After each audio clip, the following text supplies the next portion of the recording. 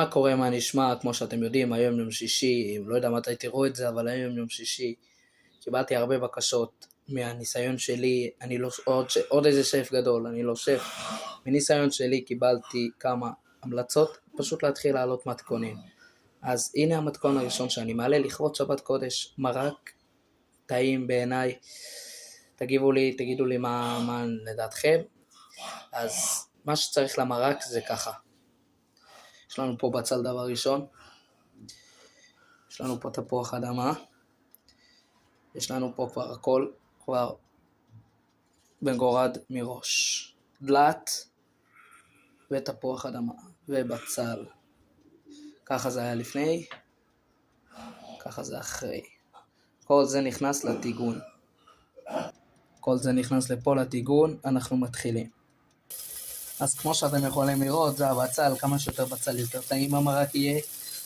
אז let's go לשלב הבא. טוב, אפשר פשוט לראות שאני פשוט מערבב פה את הבצל.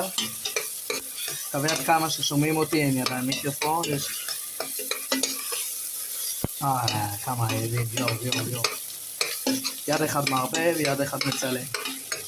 עד תהיה חצובה נורמלית, אם תגידו לי שאהבתם, משקיע אולי בעזרת השם. פה אפשר לראות שהבצל מתחיל לקבל קצת צבע.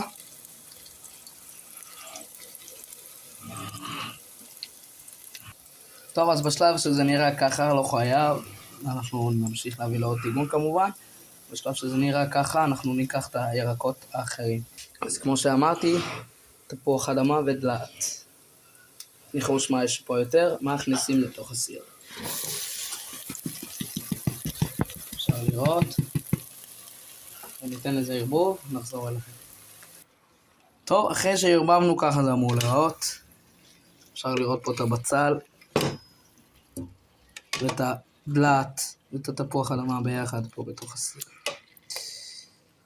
אחרי שהירקות יצמצמו קצת, נהיה צמיג, כאילו, מצומצם. בשלב הזה אנחנו נוסיף את המים. תקבלו את הסאונד. תקבלו את הצבע. עוד שנייה נראה לכם עוד. ניקח עוד קערה של מים. קערה שנייה לתוך הסיר. איזה צבע מהירקות השמן קיבל, המים קיבלו, וואו. פה אנחנו ניקח עוד חצי. זהו, מספיק. וניתן לזה להרתיח. בשלב הזה גם נוסיף קצת את הירקות שנשארו לי.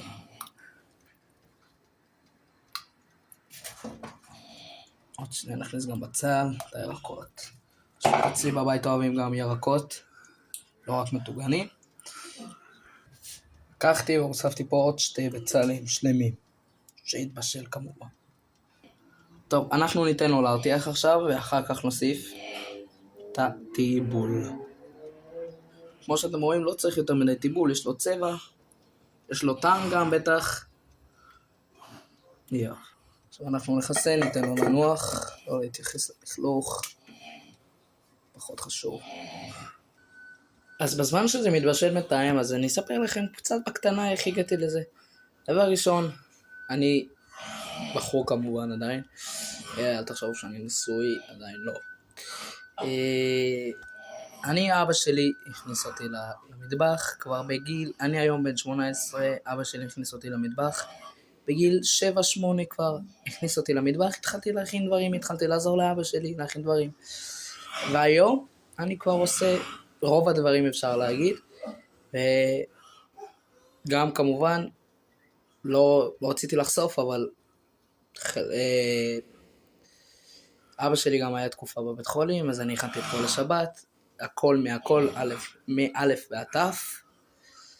זה המצב, שנשמע רק בשורות טובות בעזרת השם.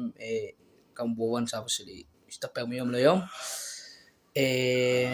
ותכף נראה לכם תוצאות, ואולי נעשה גם טעימה קטנה.